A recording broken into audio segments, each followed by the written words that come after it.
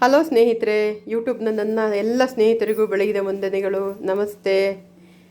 ನಾನಿವತ್ತು ಸಿಂಪಲಾಗಿ ರುಚಿಯಾಗಿರೋ ಒಂದು ಪಲ್ಯ ಮಾಡ್ತಾಯಿದ್ದೇನೆ. ಕ್ಯಾರೆಟು, ಒಂದು 2 ಕ್ಯಾರೆಟು, ಒಂದು ದೊಡ್ಡದು ಬೀಟ್ರೋಟು, ಒಂದು 5-6 ಮೂಲಂಗಿ ಅಷ್ಟೇ, ಇನ್ನೇನು ಹಾಕಲಿಲ್ಲ. ಇದಿಷ್ಟನ್ನು ನೀಟಾಗಿ ತೊಳೆದು ಸಿಪ್ಪೆ ತೆಗೆದು ತುರಿದು ಈಗ ಮಿಕ್ಸ್ ಮಾಡಿದ್ದೇನೆ ಎಲ್ಲ. ಒಂದು 4-5 ಮೂಲಂಗಿ ಮೀಡಿಯಮ್ ಸೈಜಿಂದು, ಒಂದು ದೊಡ್ಡ ಬೀಟ್ರೋಟು, ಒಂದು 2 ಕ್ಯಾರೆಟು, ಮತ್ತೇನು ಹಾಕಿಲ್ಲ.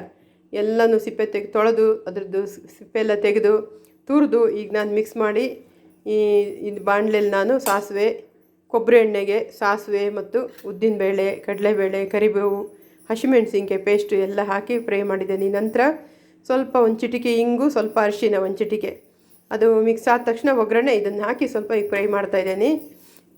ಇದು ಜಾಸ್ತಿ ಬೇಯಿಸಬಾರ್ದು ಇದನ್ನು, ಅಂದರೆ ಬಾಯಿಗೆ ತಿನ್ನೋಕ್ಕೆ ಸಿಗ್ತಾ ಇರಬೇಕು, ಚೆನ್ನಾಗಿರ್ತದೆ, ಆರೋಗ್ಯಕ್ಕೂ ಒಳ್ಳೆಯದಿದು.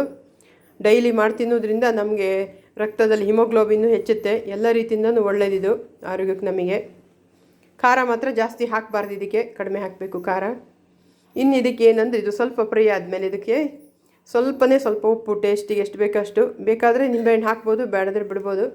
ಸ್ವಲ್ಪ ಕಾಯಿ ತುರಿ, ಹಸಿ ಕಾಯಿ ತುರಿ, ಸ್ವಲ್ಪ ಕೊಬ್ಬರಿ ಎಲ್ಲ ಹಾಕಬೇಡಿ, ಹಸಿ ಕಾಯಿ ತುರಿ ಹಾಕಿ ಲಾಸ್ಟಿಗೆ ಎಲ್ಲ ಆದಮೇಲೆ ಹಾಕಿ 1-2 ಸುತ್ತು ಮಗಚಿ ಅದನ್ನು ಹಾಗೆ ಬಂದ್ ಮಾಡಿಬಿಡಿ. ಅಲ್ಲಿಗೆ ನಿಮ್ಮ ರುಚಿಯಾದ ಮೂಲಂಗಿ, ಬೀಟ್ರೋಟು, ಕ್ಯಾರೆಟಿನ ಪಲ್ಯ ರೆಡಿಯಾಗುತ್ತೆ. ಇದು ನಿಮಗೆ ಯಾವುದಾದ್ರು ಒಂದು ಸಾಂಬಾರು ಅಥವಾ ಏನಾದರೂ ಗೊಜ್ಜು ಮಾಡಿದಾಗ, ತಿಳಿ ಸಾರು ಮಾಡಿದಾಗ, ಅಥವಾ ಮಾಡಿದಾಗ ಬಾಯಿಗೆ ನಂಚ್ಕೊಳ್ಳೋಕೆ ಚೆನ್ನಾಗಾಗುತ್ತೆ.